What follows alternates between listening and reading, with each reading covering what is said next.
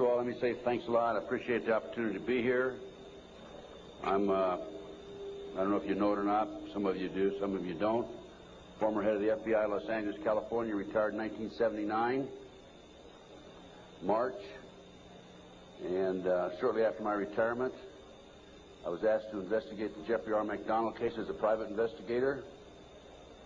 He's a former Green Beret doctor who was convicted of murdering his wife and 2 children in Fort Bragg, North Carolina, February 17, 1970. It's a long story. I put in about 2,000 hours on the case. When the case first began, my investigation first began, I told Dr. McDonald that I would investigate the matter for him. He had just been convicted and was sentenced to 3 consecutive life sentences. I think I'm going to sneeze. I didn't make it. Okay. 3 consecutive life sentences. I told him if I found out that he was guilty, I would no longer be on the case. I would drop my investigation. Much to my surprise, from the evidence that I read, information that I developed over a period of several years, I've established beyond any question of a doubt that this man is absolutely innocent. And on October 25, 1980, I obtained a signed confession from Helena Stokely, the girl in the floppy hat, if you know the case. By the way, there was a best-selling book, Fatal Vision, and a movie out on this. And the girl in the floppy hat said that Dr. McDonald did not commit those crimes. They were committed by my satanic cult group. And it was my initiation into the cult that night. And she gave me detailed information about the movement within the house that night, who did what. And I said to her, Helena, how do I know you're telling me the truth? And so one of the questions I asked her, the whole series of questions I asked her, and this is on audio video, in some instances a video, but always on audio. She said, I said, Lena, tell me about describe the jewelry box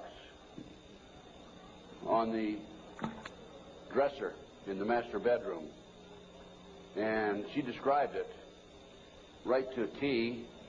And just to make sure, I went down to Sears Roebuck and got a catalog and brought it back, and I said, Helena, pick out the jewelry box in this catalog that was on the dresser. She picked out the jewelry box. It matched. Also, she told me that she attempted to ride a rocking horse in the child's bedroom that night, but she couldn't ride it because the spring was broken. The only way she could have known that spring was broken was to have been there the night of the murders, February 17, 1970. So anyway, I submitted a 1,200-plus page report, actually 1,100-plus page, almost 1,200 pages, in March of 1981 to the FBI, Judge Webster, with a personal letter. He was director of the FBI. And I said, Judge, I believe this man is innocent, and he'd run out of money, and, you know, I'd continued to work it as I usually do. And I think that the FBI should continue along the lines of my investigation. And much to my surprise, I started receiving, by the way, it also went to the FBI and to the U.S. Department of Justice, the Solicitor General's office. And much to my surprise, my witnesses, my 19 new witnesses, including Helena Stokely, started calling me and saying, hey, Ted, the FBI has interviewed me. They're trying to get me to recant. And I'm saying to myself, that isn't the responsibility of the FBI. The FBI is supposed to gather information, not destroy it. And that was my first clue that we had a serious problem in that case. And then I continued on, and I had a number of other cases that I handled privately. And in each instance, I noticed evidence was lost, destroyed, stolen. I noticed that there were strong indications of corruption. So I asked myself, now what's going on here? And over the years, I started gathering material until about 2 years ago. Up until about 2 years ago, I kept saying there's a loose-knit network operating in this country involving drugs, pedophilia, pornography, prostitution, corruption, et cetera, et cetera. 2 years ago, from my research, I'm convinced it's much more serious than that. It's more than a loose-knit network. It is a conspiracy. And you know how the news media comes after us and we use the word C, conspiracy, that C word, well, they can come after me all they like, because I guarantee you right here and now we do have a conspiracy, and I'm going to prove it to you here today. Now, one of the things that convinced me and really got me started in this regard, by the way, this conspiracy involves pornography, drugs, corruption, involves pedophilia, involves organized child kidnapping rings, the finders out of Washington, D.C., CIA cover, covert operation, involved in the international trafficking of children, terrorism, bank accounts, and it goes on and on. By the way, I strongly urge you to go to my booth after this lecture and get my research, my book and my research on missing children. We're going to go into that a little bit in the lecture. But my missing children lecture documents that the finders, an organization in Washington, D.C., the CIA front. It's a covert operation. They're involved in international trafficking of children. And I have a U.S. Customs report, official U.S. Customs report, in my book on the missing children. So I urge you to get it. It's only $10. Now, if you buy any of my products, any of my research, I beg of you, I don't want you to buy it unless you make a half a dozen copies and send it to your friends, okay? The name of the game with me is not copyright. I could care less about copyright. The name of the game is education, education, education. We need to know what's going on in this country today. So any of my research that you buy, please make copies and get them out to your friends. That's what it's all about. After one of my lectures, here's about 2 years ago, this is why I changed my mind from and using the word hallucinate network to conspiracy. After one of my lectures, a gentleman came up and gave me a book. He said, Ted, in fact, that lecture was specifically on the McDonald case. Ted, here's what it's all about. Take this book and read it. And this is the book, folks. It's called Pawns in the Game. Now, if you don't know this book, you don't know of it, I urge you to buy it. I've been trying to buy it, but I noticed one of the vendors out here has it. And please, go get the copy of this book. I forget which vendor has it. What? CPA book. Yeah. I noticed they had 3 copies. Are you with CPA book? Huh? Richard Flowers is CPA. Richard Flowers. Go get this book when it's over and order some more copies. I'm going to order some myself and start selling them in my flyer. Anyway, it's called Pawns in the Game, and it's by William Guy Carr. William Guy Carr had the same problem I did. He wanted to know what's going on in America and around the world. He was a Canadian, however, and as a result of his research, he wrote this book. So we have the Illuminati. Now, the Illuminati was established in 1776 by a fellow named Adam Weishaupt. In 1773, he was commissioned by one of the Rothschilds, House of Rothschild, to put together an organization called the Illuminati. And he culminated his work in May the 1st, 1776. If you'll notice, that's a communist holiday. And we're going to have to move along pretty fast. This is actually a 4-hour lecture I'm going to give you today. We're going to do it in probably an hour and 15, 20 minutes. But some of his goals, and the goals that he was commissioned to set up, there were 25 of them. And here they are right here. Here's the beginning of it right here. And rather than read each one of them, I'm going to summarize it, okay, because we got a lot of work to get into. Number 1 issue was men are inclined to evil rather than good. Number 2 goal and issue was to preach liberalism. Number 3, use the ideas of freedom to bring about class wars. That's what we're doing today. Number 4, any and all means should be used to reach our goals as they are justified. Any and all means. Number 5, their rights lie in force. We're talking about the Illuminati rights lie in force. Number 6, the power of our resources must remain invisible until the very moment when it has gained the strength that no cunning or force can undermine it. And if you will notice, it's been very few people know about the Illuminati, so they have maintained their invisibility until most recently. Number 7, advocated mob psychology to obtain control of the masses. Number 8, use alcohol, drugs, moral corruption, and all forms of vice to systematically corrupt the youth of the nation. I mean, I don't need to document that one. How about South Central L.A., CIA drug operations coming in there? How about Mena, Arkansas? Drugs coming into this country, arms and munitions going out. If you don't believe me, talk to Terry Reid, talk to Chip Tatum, talk to some of these other individuals who I personally know.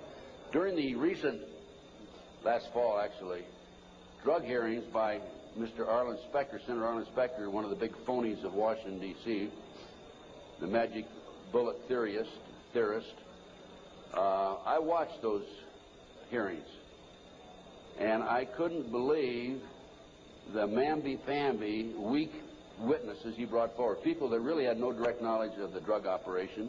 And that hearing was about bringing drugs into South Central L.A. by the CIA. I sent him a list of 16 names of people who had personal, direct knowledge of drugs being brought into this country by the CIA. Never heard another word. None of those people ever appeared as witnesses. I might also mention in Oklahoma City, I sent my report, copy my report back to the committee. I sent them a fax and said I had information which would be vital to your investigation of the Oklahoma City bombing. That report, by the way, is also available to you. I urge you to buy it. Never received a response. Number 9, seize property by any means. We're seeing that on a daily basis.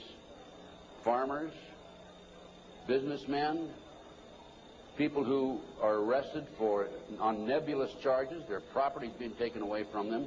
Here's an example right here. This lady right here, she lost everything. Everything. They've come out and raided her house twice, Linda. Twice, Linda. This lady had a house that she bought before her marriage. It was in her name, and they seized it. She no longer has that house.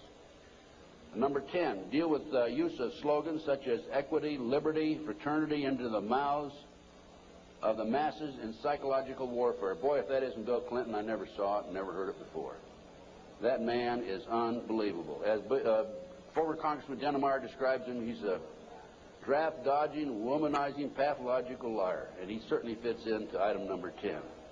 Number 11 dealt with war, number 11 theory and goal. In 1773, Adam Weishaupt set down policies that were publicly announced in 1939, folks. 1773, publicly announced 1939 by Britain and the United States. And the war should be directed so that the nations on both sides are placed further in debt and peace conferences conducted so neither combatants obtain territorial rights. Yalta. Perfect example. Stalin, Roosevelt, Winston Churchill after World War II. Number 12, told those present that they must use their wealth to have candidates chosen to public office who would be obedient to their demands and would be used as pawns in the game by the men behind the scenes. The advisors will have been bred, reared, and trained from childhood to rule the affairs of the world. We have that today without any question. The men behind the scenes. Number 13, control the press. If you heard my lecture yesterday on Oklahoma City, I documented that the mainstream media is being controlled by the big power people, by the phony politicians, by the bureaucrats, without any question about it. Information in the media, I have an itchy nose today. Maybe I'm going to kiss a fool or something, okay? We have a documentation of that, and I have that in some of my lecture material out and also my books. Number 14, their agenteurs will come forward after fomenting traumatic situations and appear to be the saviors of the masses when they are actually interested in just the opposite, the killing of the masses. The riots in Watts, the riots in South Central L.A., folks. Number 15, create industrial depression and financial panic, unemployment, hunger, shortage of food. Use this to control the masses or the mobs, and use the mobs to wipe out all those who dare to stand in the way. Well, I'll tell you right now, every expert I've talked to is talking about food shortage. And it's coming, I'm convinced. And we also know about the market crashing here in October. I had a market specialist on my radio talk show, and if you don't listen to my show, I urge you to, because it's a real good, solid education for you. Just this week, George Green, he was also on my show on October the 6th. George told us on October the 6th there would be a crash of the market in October. It came. Now he told us this week there will be another crash, and it will drop, he thinks, to 2,000 points. So we'll see what happens. I hope it isn't true. Number 15, create industrial depression and financial panics, unemployment. I've already covered that. Number 16, infiltrate into the secret Freemasonry to be used for their purposes. That's been documented many times. Number 17, expound the value of systematic deception. Use high-sounding slogans and phrases and advocate lavish promises to the masses, even though they cannot be kept. Again, Bill Clinton. George Bush was good at that, too, by the way. What's the difference between the Republicans and the Democrats high up? None. Zero. You know, Mr. A, who has a booth next to mine, mysterious Mr. A, he talks about subliminal messages. If you look at the logo of the Republican Party, you know the elephant with the 3 stars across the top? Well, if you look at it today compared to 2 years ago, the stars have been inverted. The point used to be at the top 2 years ago. Now the point's at the bottom. Satanic, folks. I can't say for sure, but that's a subliminal message. Inverted stars. Number 18, detail plans for resolution. Discuss the art of street fighting, which is necessary to bring the population to a speedy subjection. Number 19, use their agentures as advisors behind the scenes after wars through secret diplomacy to gain control. Number 20, establish huge monopolies toward world government control. We're seeing that today, the huge monopolies. Number 21, use high taxes and unfair competition to bring about economic ruin by controlling raw materials, organize agitation among the workers, and subsidizing competitors. GATT, NAFTA. Number 22, build up armaments with police and soldiers sufficient to protect our interests. A few years ago, we had 11 federal agencies that were authorized to carry sidearms, firearms. Now we have 39. Number 23, members and leaders of the one world government would be appointed by the director. Okay, Presidential Directive 25 allows the president, by the way, this is classified, secret, not available to the general public, allows and orders that the President of the United States, in the event of a conflict or a crisis in this country, transfers his powers over to the Secretary General of the United Nations. Number 24, infiltrate into all classes and levels of society, of government, for the purpose of fooling, bemusing, and corrupting the youth members of society by teaching them theories and principles that we know to be false. This is the outcome-based education program being shoved down our throats by the United Nations. Number 25, national and international laws should be used to destroy civilization. There's talk about the world population being decreased to 500 million, the United States population being decreased to 20 million. And we look at the war that we had in the Gulf War syndrome. Look at the people that died there. There were 700,000 troops, American troops there. 4/5 of them today cannot even do a push-up because they're so ill and so sick. They've been washed out of the service. We have a new army, basically. And the story goes on and on. Okay. What are we talking about here? There's a considerable overlap in the United States from the various groups, organizations, individuals, whatever you want to call it. But one of the driving forces behind this movement, the Illuminati, is the satanic cult movement in this country today. Now, when Alina gave me that signed statement, I said, what in the world is this all about? I don't know anything about Satanism. I'd heard the word, and that's about it. From the Bible, of course. So I began my little journey forward. And one of the matters that I developed information about was an individual I learned about was Aleister Crowley. He likes to have his name pronounced Crowley to rhyme with holy. And the Satanists today, and for the number of years in the past, have basically used his philosophy and his writings as a guide. And so let's talk about some of his writings and teachings. And here we have Of the Bloody Sacrifice.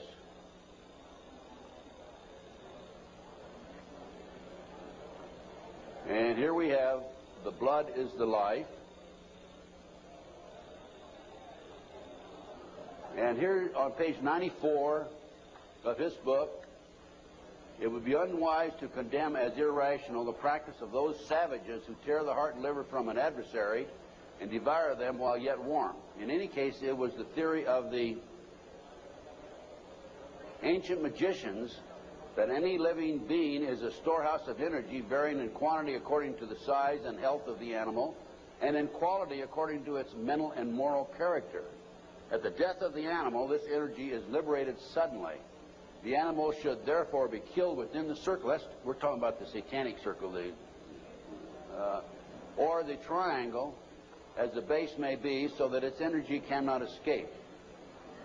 An animal should be selected whose nature accords that with that of the ceremony. Thus, by sacrificing a female lamb, one would not obtain any appreciative quantity of the fierce energy useful to a magician who was invoking Mars. In such a case, a ram would be more suitable, and this ram should be virgin. The whole potential of its original total energy should not have been diminished in any ways. And now listen to this sentence, folks, closely. For the highest spiritual working, one must accordingly choose that victim which contains the greatest and purest force. A male child of perfect innocence and high intelligence is the most satisfactory and suitable system. We're talking about human sacrifices. There are, in my estimation, over 3 million practicing Satanists in America today. Now, how did I come up with those figures? I have informants. I have an informant in South Central L.A., population of 200,000, told me there are 3,000 practicing Satanists in that area. That's where the famous, well-known case, McMartin case on the preschool took place. I have an informant in Lincoln, Nebraska, told me 3,000 practicing Satanists. Lincoln, Nebraska, town of 200,000. South Bay area, Manhattan Beach area, about 200,000. How much time? I get more than an hour today. So just crank up your cameras. Huh? I'm going to take an hour and a half. Okay? I'm going to take every minute I can give to you folks, because you need to soak this into your brain. Iowa City, Iowa, town of 150,000. 100,000, 1,500 informants. That averages out about 1.5% of the population. Anyway, this is, we're talking about human sacrifice. About 50 to 60,000 individuals are sacrificed every year. There are 8 basic satanic holidays. There are other holidays for the various covens, but there are 8 basic ones that they all honor. Now, one of the practices, this is another book of Aleister Crowley. One of the theories, we talked about human sacrifice, okay, there it is, right in their book. I mean, I didn't invent that. That's there. Another aspect of their religion, if you want to call it religion, by the way, the federal government does recognize the satanic movement as a religion, yet in Linda's case, the word Satanism was brought up by her husband's defense attorney. They sealed the records, have not made it available, and when she writes to her children and says, believe in God, she gets a letter back from these people saying, you can't mention God in your letter to your children. That's just an example, okay? Okay, we're talking here about the 666, that's the beast. That's Aleister Crowley himself. Moreover, the beast 666 advises that all children shall be accustomed from infancy to witness every type of sexual act, as also the process of birth, lest falsehood fog and mystery stupefy their minds, whose error else might thwart and misdirect the growth of their subconscious system of self-symbolism. What we're talking about there is children from birth being exposed to sex. These people, the satanic movement in the world, has set up preschools throughout the world for the purpose of getting their hands on our children. The parents drop them off at 9 in the morning, come back and pick them up at 4, 3, 4, 5 at night. In the meantime, in many of these preschools, the children are exposed to sex from the time of birth. In Linda Wiegand's case, it's exactly what happened. These children have been exposed to sex from the time that her ex-husband got his hands on those babies right up to the present time. And I have a page missing, and I'll have to dig that one up some. I don't know what happened to that page. Maybe the Satanist got it. It may therefore be considered improper as a general rule for your sexual gratification to destroy, deform, or displease any other star. Mutual consent to the act is the condition thereof. It must, of course, be understood that such consent, and we're talking about sex now, is not always explicit. There are cases where seduction or rape may be emancipation or initiation to another. Such acts can only be judged by the result. What they're saying is it's all right to rape somebody. I mean, if they don't consent, it's all right to rape them because it's for the cause. Let's talk about the McMartin case. In April 1985, authorities went to the McMartin case and looked for tunnels under the school. The children had said that they were taken into tunnels under the school. There was a chamber down there. They were sexually molested. That involved ceremonies, adults with robes, candles, chanting. Adults had no clothes on under their robes. And they were taken up into a tunnel and a triplex, a bathroom trapdoor of the triplex next door. They were taken out in automobiles. We're talking about 2, 3, 4-year-old children, folks, and prostituted in the community. The authorities received this complaint in 1983. They began their investigation.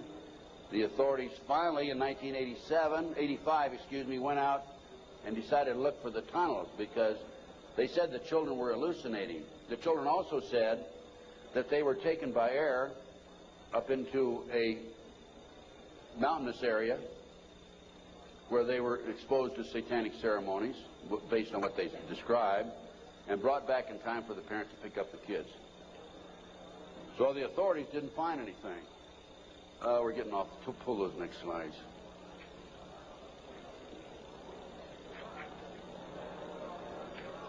Well, I'll tell you what. In the spring of 1993, I heard that the property of the McMartin School had been sold from the McMartin family to the defense attorney, actually given to him.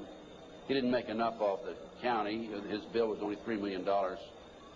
And from there, he said he was broke and he sold it to a contractor. The contractor was going to build an office building on the space. And I heard that the contractor had this property, and so I went out and contacted him. And I said, "Dear sir, I would like to have access to that property." He said, "I'll give you 2 weeks." I signed a contract, assumed liability, and along with some of the parents, we hired an archaeologist from UCLA, Dr. Gary Stickle, knowing full well that I'm not qualified to say there's tunnels under there, even if I found them. And we began our dig. At the end of 2 weeks, I had to stall, because Dr. Stickle was not quite ready to admit there were tunnels. It took us 34 days. At noon the 34th day, with the bulldozers, with their motors running, ready to knock the building down, he was going to knock the building down and then build this office building, Dr. Stickle said, "You know, I can say without any question right now, there have been tunnels under the school. They were filled in." Now, I'm going to show you the documentation on the tunnels. This is it. No, keep it there. Keep that there. This is the what we found. This is a preliminary report. I have a 186-page scientific report available to you out here if you're interested, by the way. We found a 9-foot wide subterranean entrance under the west wall of dog room. There were 4 classrooms. That was Ray Bucky's room. By the way, Virginia McMartin and Ray Bucky were tried. Virginia, the grandmother, was acquitted. Ray had a hung jury. And we found these tunnels in the middle of the second trial of Ray Bucky. They could have been used to convict him. We called the prosecutor. He sent his investigator out, Mr. Perez. Mr. Perez told me, I don't want you entering in my conversation with the archaeologist. I said, why? He says, you're too argumentative. I said, well, okay, you go in and talk. I'll just keep my mouth shut. We went in, he talked, and he argued with the archaeologist. Here's an investigator not qualified to talk about tunnels. He said, there aren't any tunnels there, and the archaeologist, of course, argued. But anyway, they didn't use that evidence, strong evidence, in the second trial. They ignored it, right in the middle of the second trial. I might mention this. The children identified professional football players, professional baseball players, household name actors, actresses, and the son of the leading politician, not a leading politician, the leading politician in Los Angeles as being perpetrators. Okay, we found an avocado tree root cut on both sides of the entrance, and I'll show you this in just a few minutes. The entrance of the tunnel, as I said, it was 9 feet across the top, and on one side was a live avocado root, on the other side was a dead avocado root. They had to cut that out. We have this, by the way. We found a plastic Disney bag, copyright 1982, about 4.5 feet below the classroom floor, and 3 to 6 inches in from the entrance and under the foundation. Now, the reason that plastic Disney bag is so important is because we think that they filled the tunnel in 1982 when the complaint was initially brought to the attention of the authorities. I said 83 earlier, it's 82 when the complaint was made. And when they filled it in, the plastic Disney bag somehow or other flew in there as they were filling it in and nobody noticed it. Now, who says there is no God, right?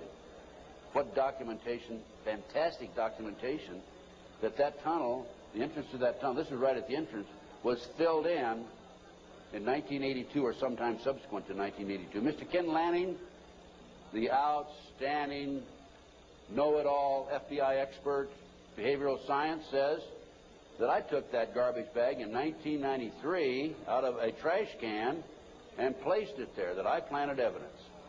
Of course, Mr. Lanning says there's no organized satanic movement in this country today. There's only a few dabblers here and there. Thank you, sir. We have another 3 hours to go, okay? Can you hang in there?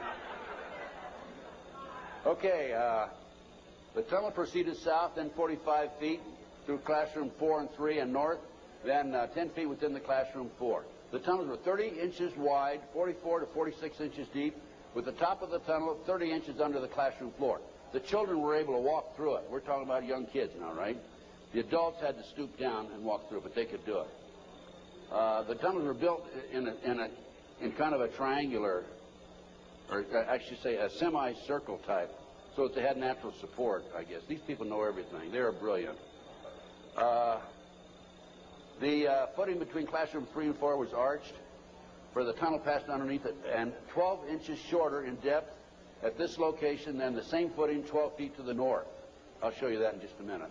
That's significant because the arch was where the tunnel went, and it was arched in that particular location, whereas 12 feet away it was 12 inches longer or thicker.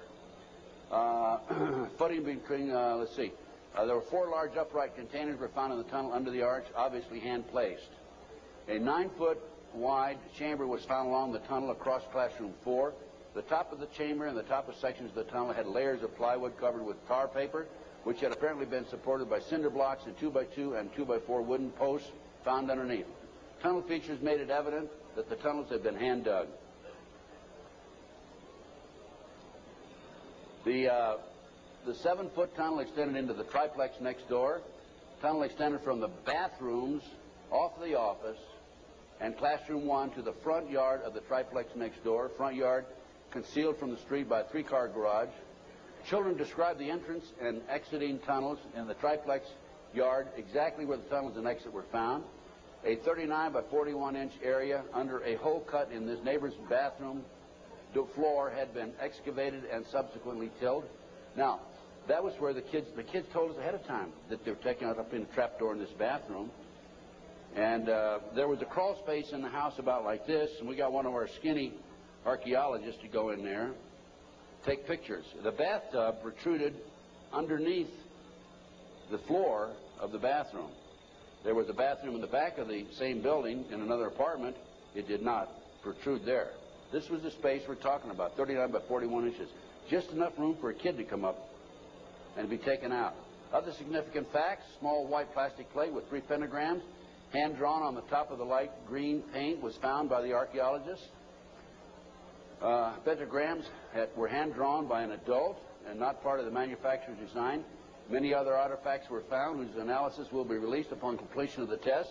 The analysis has been released. That's the scientific report I told you about.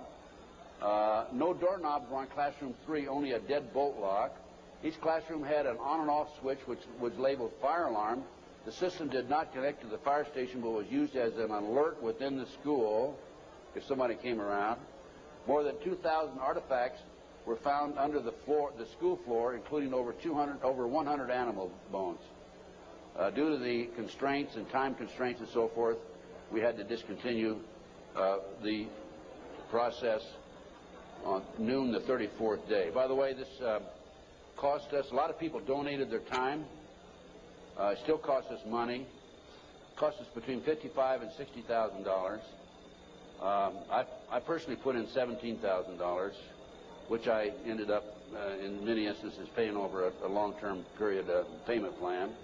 This is a floor plan of the whole lot. There is, right there, the building itself. This is the entrance, the concrete slab, a vacant lot there. This is a yard. And here's the avocado tree we're talking about. And here's the entrance right there.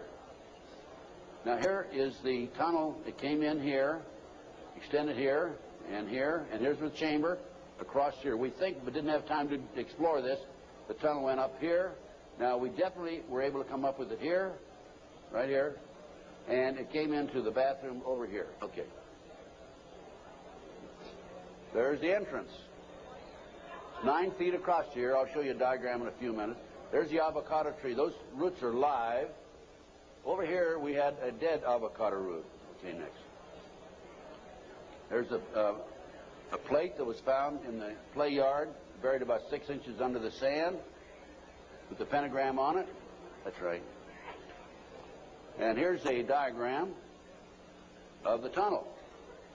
This is the entrance of the tunnel. Now that's the floor, the footing for the classroom floor.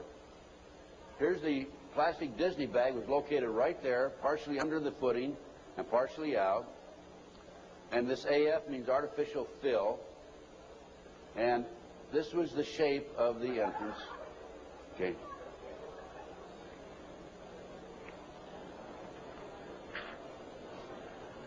Here's your diagram. These are your drawings. Artificial fill. Here's the avocado root there. Here's the dead root over there. Distance 120 or 21 inches below and 14 inches below the footing. There's the avocado root there, live avocado root. And these are all diagrams by the archaeologists. Good documentation. They're the roots themselves. That shows you the size, 2 centimeters. Next. There's the plastic Disney bag. Turn it over.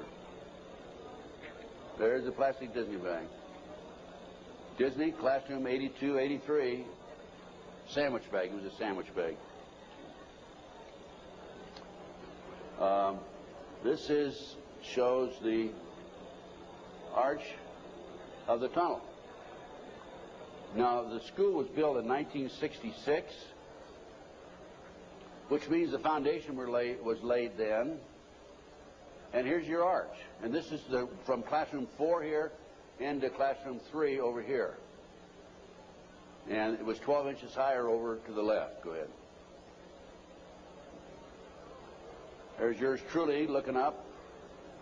This was in classroom 4, as I recall, and this is where the tunnel extended, right along here.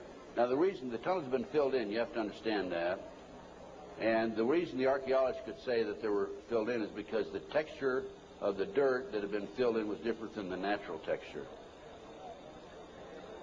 Okay. Just turn it off for a minute. In addition to the tunnels, I developed information that an abandoned satanic site was in Crestline, California. Crestline, California is in the mountains. The kids said, remember a few minutes ago, they were flown by jet, or flown, they didn't say jet, into the mountains. There's an airport 10 minutes from the McMartin Preschool. It's Hawthorne Airport. There's a landing strip in Crestline. I heard about this abandoned satanic site, and I went up to the site, took pictures. And this is what by the way, before I go on with this, I called the prosecutor in the McMartin case. And I told her, hey, I think I know where the children were taken. If they weren't, it's certainly worth looking at. And I will be glad to make this information available to you. And if you want to have the children go up and look at this abandoned satanic site, we can. She said, we're not interested. They weren't interested in hardcore evidence, the tunnel. They weren't interested in this abandoned satanic site. Go ahead. This is what we found. 666, one of the satanic signs. That's a stone on the site. The house had been up here. The day after the McMartin case broke in the news, the house burned to the ground. And it was here. The street's on the other side of the hill. You cannot see the site, this area down in here, from the street. You have to go in, would have to go in through the house and come down. And this, you can see it's quite elaborate. There's my associate, Judy Hansen, who works with me in L.A. And next. This is looking at the opposite direction of the picture we just took. And you can see there's San Bernardino down in there. And you can see that on the side of a mountain like that, nobody's going to find it unless you fly over with a helicopter. That's probably an altar, flattened stone. Also an altar, another altar that had been broken. This is, of course, you recognize the star. Now, this is a satanic symbol. Put the next one up. Hold the first one. There it is right there. Put the first one back on. Now overlay them. Turn it around that way. Okay, any question about that, folks? No. Well, let's read what that says.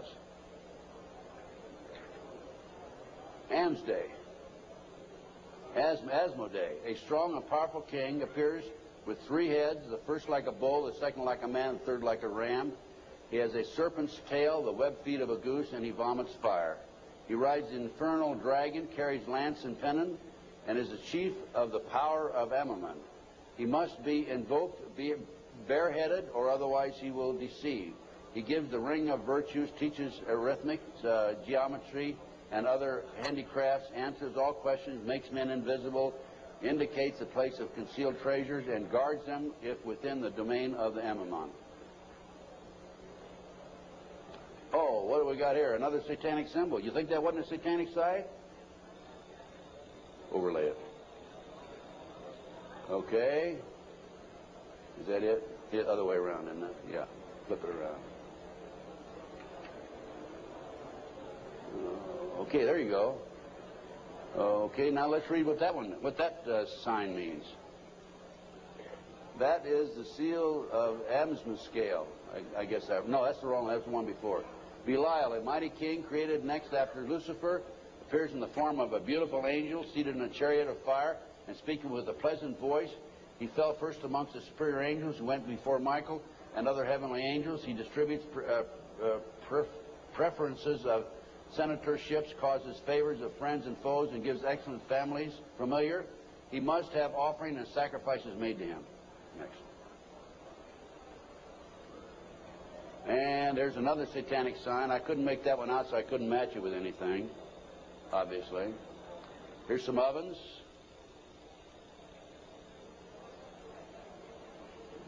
That was a large circle with a number of signs in it, a lot of writing.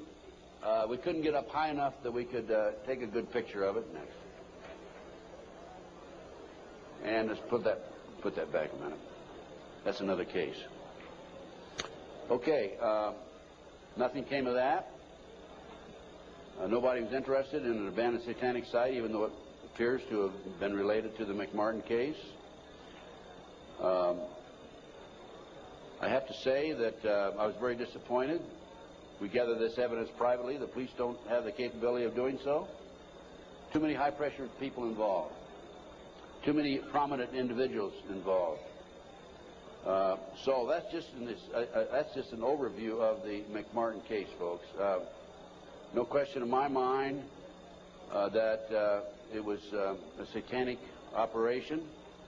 And Dr. Roland Summit, UCLA psychiatrist, says, we've done a lot of research in this field also, that there are 50 other preschools in the country where the kids have talked about going down into tunnels.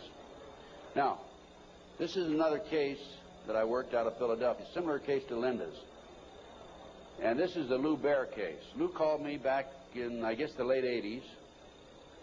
And he said that he had gone underground with his children. The great FBI came in with their SWAT team, as they did with Linda, raided his house, grabbed him, put him in jail, took the children, turned them over to his ex-wife, whose boyfriend, according to the children, was sexually molesting them.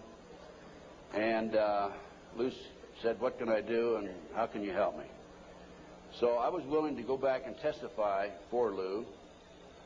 And one of the matters that I was going to testify about were the drawings by the kids. And it's not a funny thing, but it's an established fact that children who have been sexually molested for some reason or other, when they're, 2, 3, 4, 5, 6, 8, 10 years old, whatever, will invariably draw pictures of their activity, of their exposure to these nefarious matters.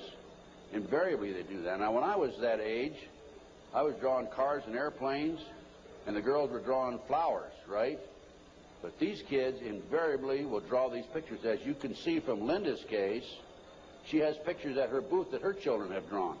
Now, I was going to go back and testify for Lou, and I was going to say that based upon my reviewing the pictures drawn by the children, they've been exposed to a satanic activity.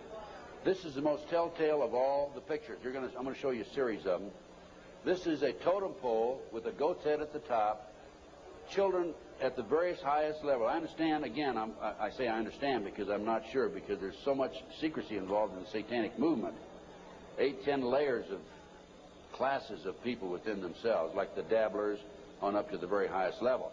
But from my sources and my informants, I've been told that the various highest level of Satanism, you will have the totem pole, which is usually 3 to 6 feet tall, made out of wood, with the goat head at the top. So I was going to testify that based on my experience, that these children were exposed to the highest level of Satanism mainly because of this drawing right here, the goat hole, the totem pole with the goat's head.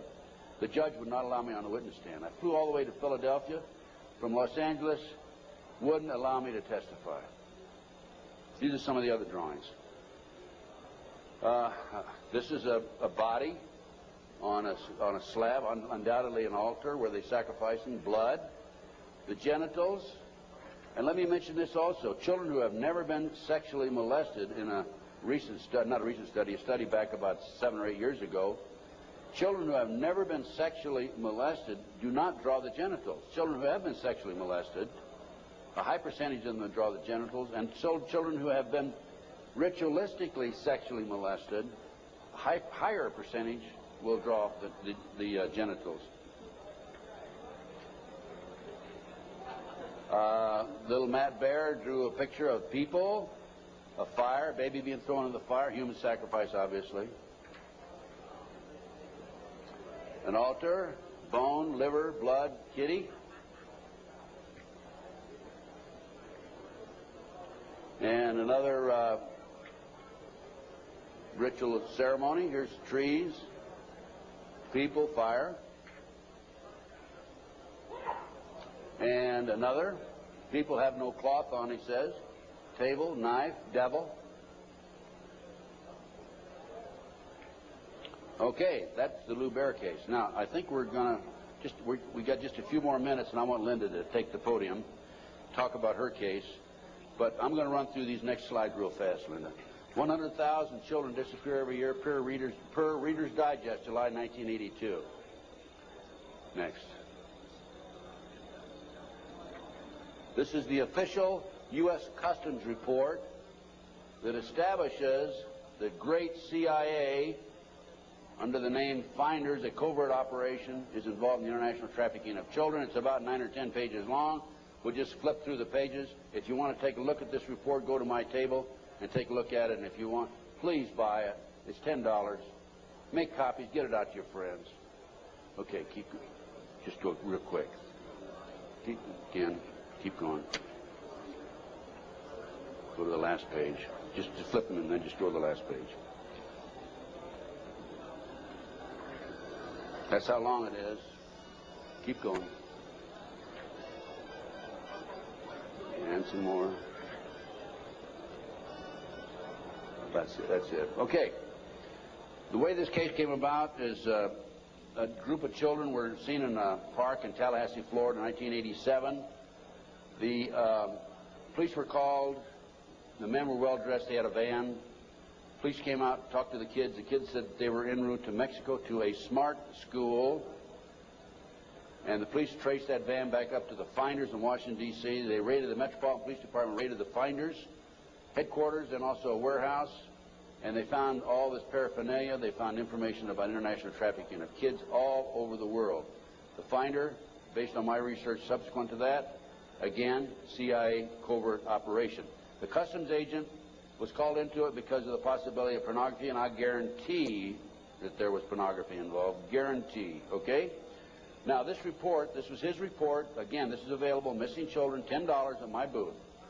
This report is the final interview by the customs agent when he attempted to go over and get more information than he'd already developed. Okay, let's just go over this. Leave it there, leave it there. Yeah, leave it there. Okay. April 2, I arrived at the Metropolitan Police Department approximately 9 a.m. Detective Bradley was not available. He was the detective who was supposed to help him. I spoke to a third party who was willing to discuss the case with me on a strictly off-the-record basis. I was advised that all the passport data had been turned over to the State Department for their investigation. They found passports in the van. The State Department, in turn, advised the Metropolitan Police that all travel and use of the passports by the holders of the passports was within the law and no action would be taken. This included travel to Moscow, North Korea, and North Vietnam during the late 50s and mid-70s. Folks, it was illegal to travel there to those countries during that period. The individual further advised me of circumstances which indicated that the investigation into the activity of the Finders had become a CIA internal matter. The Metropolitan Police report had been classified secret and was not available for review. I was advised that the FBI had withdrawn from the investigation several weeks prior, and that the FBI Foreign Counterintelligence Division, that's FBI headquarters, by the way, had directed the Metropolitan Police Department not to advise the FBI Washington field office, that's the field office, of anything that had transpired. No further information will be available. No further action will be taken. No action will be taken. The case was closed, and here we have a CIA internal matter. The Finders Group, the Finders case organization was founded by a CIA agent back in the early 60s, and here we are, 1987, still operating. I have the man's name. I have all the information on it. A real quick overview. CIA experiments with mind control on children, MK Ultra. This is an outstanding article. It's available in that same report. Just flip the pages. Keep going. Okay. Folks, I'm going to turn the podium over to Linda Wiegand. We have about another 15, 20 minutes, I believe. And Linda's going to talk about her case. This is one of the most classic examples of corruption I have ever seen. And believe me, you can tell from my lecture that I've seen some pretty awful examples of corruption. Go on, Linda. Linda Wiegand, my friend, God bless her. She's a fighter.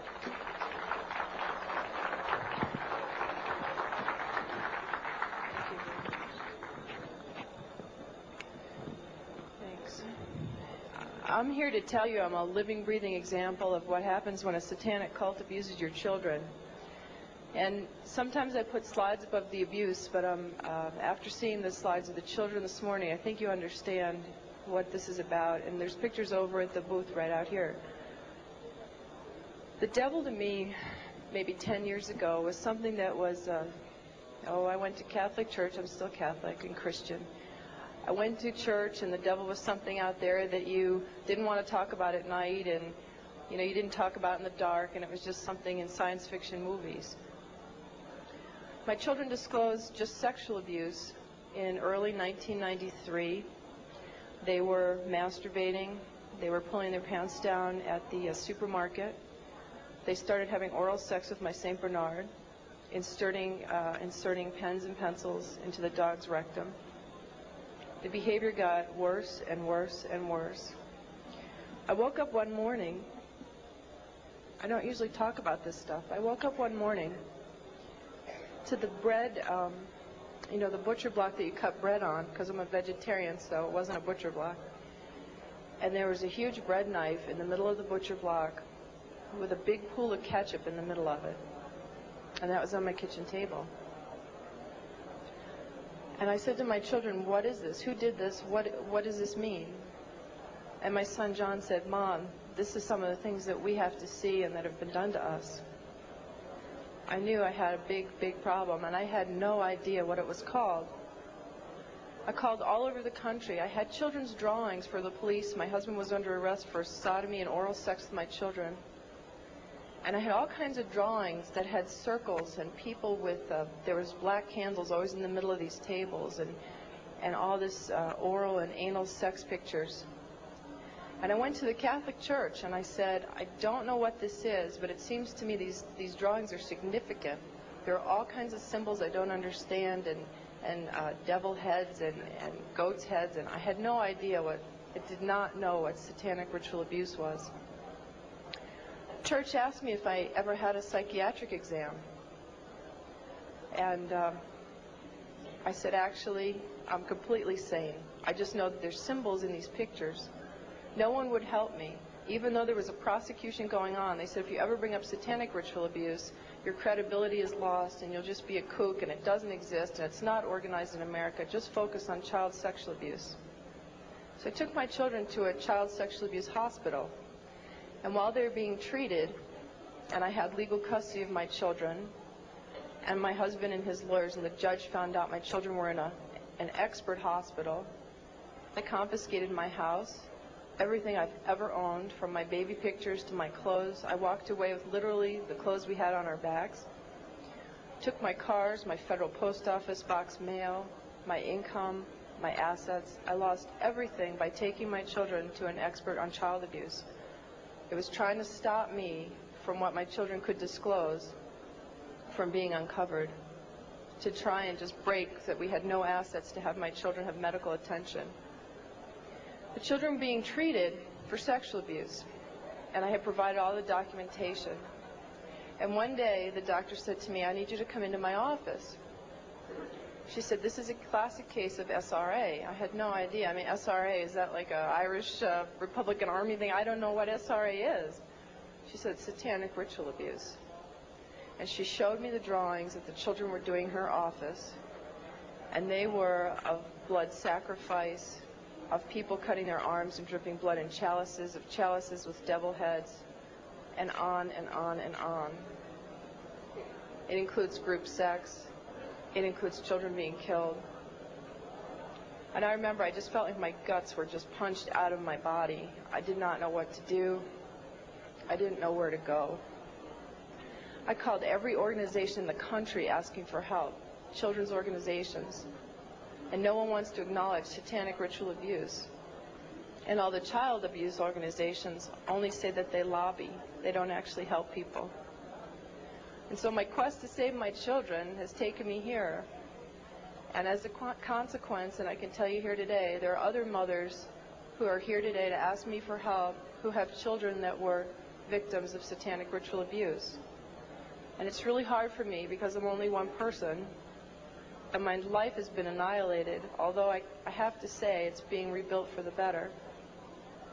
But John and Ben, my boys, are 11 and 8, and have lived for 15 or 16 months in the home of a satanic abuser who has been documented as a member of a cult, who 25 people and the state's attorney in Connecticut are investigating and have substantiated sexual abuse and the cult.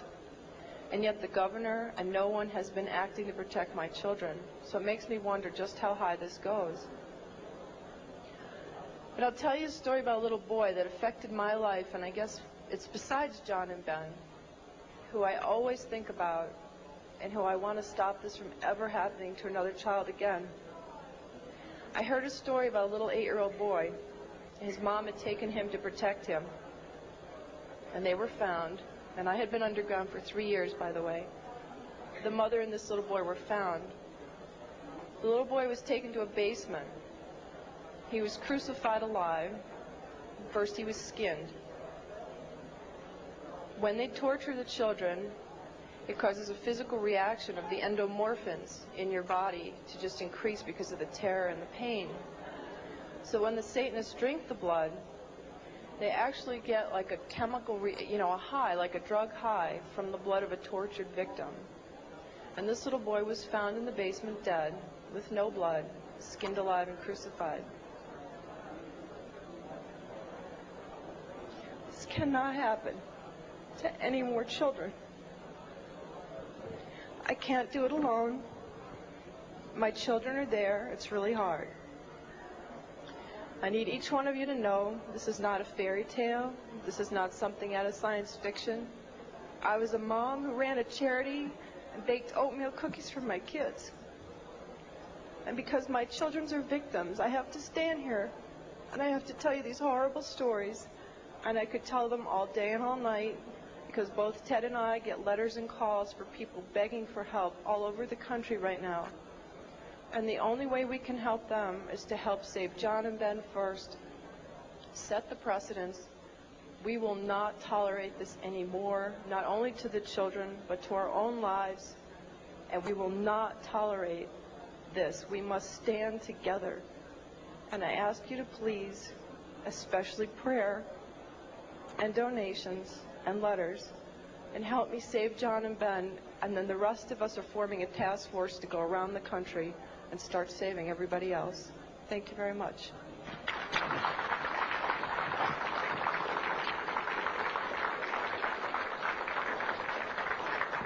Thank you, Linda.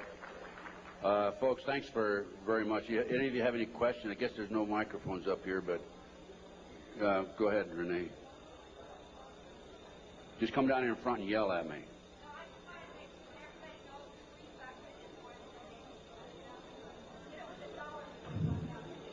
It's immediately behind this curtain on the left, and if you can just go put a few dollars in the basket there, it'll help.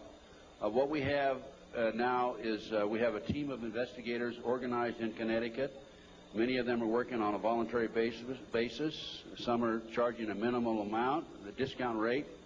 We have attorney fees. We have filing fees to file the civil rights federal violation case against the 4 judges, and the state of Connecticut, which was filed here about 10 days ago, cost us $1,000.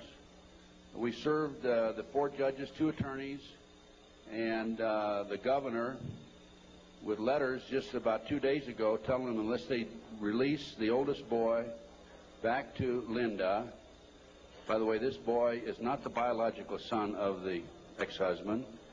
He never adopted this child. Unless they release this child back, we're going to file criminal felony charges against the judges and the governor and others in the state of Connecticut. And we're not kidding.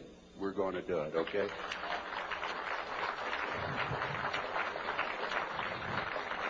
We have been working with a friend of mine. I brought him into the case, Jack Firm, a paralegal, Las Vegas, and he's probably one of the most brilliant men I've ever known. He's doing circles around these attorneys who have taken thousands of dollars, by the way, and he is really responsible for what's happening today more than anybody else. We're all a team, but still he's the one main man in the arena as far as the law is concerned. Any other questions that we have? Yes, come on up to the microphone, please. Come to the microphone, because they need to get this recorded. We listen to your stories, and we wonder if this happens to us or our family or anyone. Where would you go, and who would you go to? You quit the FBI. Terry Reid quit. And you implied that the governor, right on down, and, the president and all are crooked at the dog's hind leg. Who would you talk to if you had a problem tomorrow? Who would you talk to if you had a problem tomorrow? Give me a call. I'll help as best I can. I have a network of people that can probably help you. I've had a number of people contact me over the last several years, and I refer them to other experts. And we'll have to take each case at a time, but if we can help you, just give us a call. I have a flyer out here. It's got my phone number on it. No, I'm referring to something happens here in Denver. I need help. Do I call the police? Do I call the governor? Who do I call? If they're all crooked, as you implied, and I believe you, you go to them, and they draw a line and say, we're not going to investigate. What do you do? Well, that's why I'm saying call me. Because we have the network of people, and we're in the process of forming a foundation. And we're going to be seeking some money to finance it. And as Linda said, we're going to have a task force that will go around the country and handle these problems. We're probably going to be busier than the one-armed paper hanger. But just give us a call. We'll do what we can to help you. We'll try to help you. Can you go to the police? Yes. Go to the police. Make a matter of record. What I suggest you do with the police is go talk to them personally, and then go back and write a letter, confirm your conversation, send it registered mail so you have it on record. Anybody you talk to in these type cases, make sure you have it a matter of record. Certified mail. Yes, question. Yes. Will you name public profile figures that were suspects out in the California case? The people that were named by the children? Can you do that? No, I can't name them because I can't prove it. All I can tell you is what the kids said. And the kids, they basically have said that the children were not credible. And I think if I said anything, I'd be open myself to a lawsuit. I'm not afraid. If I could name them without being sued, I would. But believe me, they're very prominent people. They're household words. What elements of possible satanic abuse do you see in the John Bonet case? Interesting question. What elements of possible satanic activity do I see in the Bonet case? I can't prove it. From the day that case broke in the news until today, I see signs of it, indications of it. The tourniquet around the little girl's neck. One of the practices that they have in their mind control activity and is to take a child right up near death and then bring them back from close to death. I would suspect that that's a possibility here, that they took this child too far and the child passed away. I don't know again, but I'm saying based on my experience and expertise, good possibility of that. I'd say there's a good possibility that, in fact, I'm confident that the family knows much more than what they're telling. The fact that they were not cooperative for a number of months would indicate that. My instincts tell me that. I would have to say she was probably a victim of a pedophile operation or a pedophile ring, which dovetails into Satanism and cult activity. Any other questions? Well, thanks, folks. I enjoyed appearing before you, and I hope you learned something. Go buy some of my research and make copies and pass it out. Education.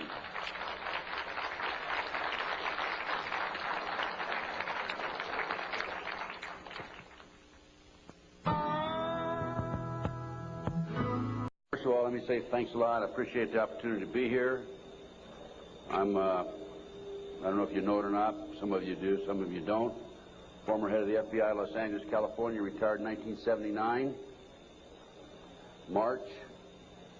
And shortly after my retirement, I was asked to investigate the Jeffrey R. McDonald case as a private investigator. He's a former Green Beret doctor who was convicted of murdering his wife and 2 children in Fort Bragg, North Carolina, February 17, 1970. It's a long story. I put in about 2,000 hours on the case. When the case first began, my investigation first began, I told Dr. McDonald that I would investigate the matter for him. He had just been convicted and was sentenced to 3 consecutive life sentences. I think I'm going to sneeze. I didn't make it. Okay. 3 consecutive life sentences. I told him if I found out that he was guilty, I would no longer be on the case. I would drop my investigation. Much to my surprise, from the evidence that I read, information that I developed over a period of several years, I've established beyond any question of a doubt that this man is absolutely innocent. And on October 25, 1980, I obtained a signed confession from Helena Stokely, the girl in the floppy hat, if you know the case. By the way, there was a best-selling book, Fatal Vision, and a movie out on this. And the girl in the floppy hat said that Dr. McDonald did not commit those crimes. They were committed by my satanic cult group. And it was my initiation into the cult that night. And she gave me detailed information about the movement within the house that night, who did what. And I said to her, Helena, how do I know you're telling me the truth? And so one of the questions I asked her, the whole series of questions I asked her, and this is on audio video in some instances, the video, but always on audio. She said, I said, Lena, tell me about describe the jewelry box on the dresser in the master bedroom. And she described it right to a T. And just to make sure, I went down to Sears Roebuck and got a catalog and brought it back. And I said, Helena, pick out the jewelry box in this catalog that was on the dresser. She picked out the jewelry box. It matched. Also, she told me that she attempted to ride a rocking horse in the child's bedroom that night. But she couldn't ride it because the spring was broken. The only way she could have known that spring was broken was to have been there the night of the murders, February 17, 1970. So anyway, I submitted a 1,200-plus page report, actually 1,100-plus page, almost 1,200 pages, in March of 1981 to the FBI, Judge Webster, with a personal letter. He was director of the FBI. And I said, Judge, I believe this man is innocent, and he'd run out of money, and, you know, I'd continued to work it as I usually do. And I think that the FBI should continue along the lines of my investigation. And much to my surprise, I started receiving, by the way, it also went to the FBI and to the U.S. Department of Justice, the Solicitor General's office. And much to my surprise, my witnesses, my 19 new witnesses, including Helena Stokely, started calling me and saying, hey, Ted, the FBI has interviewed me. They're trying to get me to recant. And I'm saying to myself, that isn't the reason to go to my booth after this lecture and get my research, my book and my research on missing children. We're going to go into that a little bit in the lecture. But my missing children lecture documents that the finders, an organization in Washington, D.C., the CIA front. It's a covert operation. They're involved in international trafficking of children. And I have a U.S. Customs report, official U.S. Customs report, in my book on the missing children. So I urge you to get it. It's only $10. Now, if you buy any of my products, any of my research, I beg of you, I don't want you to buy it unless you make a half a dozen copies and send it to your friends, okay? The name of the game with me is not copyright. I could care less about copyright. The name of the game is education, education, education. We need to know what's going on in this country today. So anything, any of my research that you buy, please make copies and get them out to your friends. That's what it's all about. After one of my lectures, here's about 2 years ago, this is why I changed my mind from and using the word loose-knit network to conspiracy. After one of my lectures, a gentleman came up and gave me a book. He said, Ted, in fact, that lecture was specifically on the McDonald case. Ted, here's what it's all about. take this book and read it. And this is the book, folks. It's called Pawns in the Game. Now, if you don't know this book, you don't know of it, I urge you to buy it. I've been trying to buy it, but I noticed one of the vendors out here has it. And please, go get the copy of this book. I forget which vendor has it. What? CPA book. Yeah. Responsibility of the FBI. The FBI is supposed to gather information, not destroy it. And that was my first clue that we had a serious problem in that case. And then I continued on, and I had a number of other cases that I handled privately. And in each instance, I noticed evidence was lost, destroyed, stolen. I noticed that there were strong indications of corruption. So I asked myself, now what's going on here? And over the years, I started gathering material until about 2 years ago. Up until about 2 years ago, I kept saying there's a loose-knit network operating in this country involving drugs, pedophilia, pornography, prostitution, corruption, etc., etc. 2 years ago, from my research, I'm convinced it's much more serious than that. It's more than a loose-knit network. It is a conspiracy. And you know how the news media comes after us when we use the word C, conspiracy, that C word. Well, they can come after me all they like, because I guarantee you right here and now, we do have a conspiracy, and I'm going to prove it to you here today. Now, one of the things that convinced me and really got me started in this regard, by the way, this conspiracy involves pornography, drugs, corruption, involves pedophilia, involves organized child kidnapping rings, the finders out of Washington, D.C., CIA cover, covert operation, involved in the international trafficking of children, terrorism, bank accounts, and it goes on and on. By the way, I strongly urge you, I noticed you had 3 copies. Are you with CPA book? Huh? Richard Flowers is CPA. Richard Flowers. Go get this book when it's over and order some more copies. I'm going to order some myself and start selling them in my flyer. Anyway, it's called Pawns in the Game, and it's by William Guy Carr. William Guy Carr had the same problem I did. He wanted to know what's going on in America and around the world. He was a Canadian, however. And as a result of his research, he wrote this book. So, we have the Illuminati. Now, the Illuminati was established in 1776 by a fellow named Adam Weishaupt. In 1773, he was commissioned by one of the Rothschilds, House of Rothschild, to put together an organization called the Illuminati.